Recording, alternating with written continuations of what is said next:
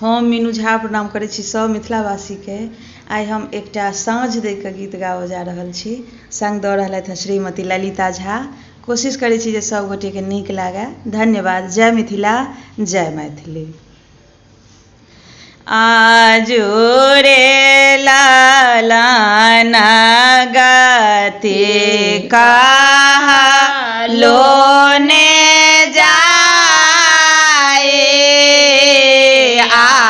जोड़े लालना गति कहलो ने जाए भरे देना छाला थे कृष्ण के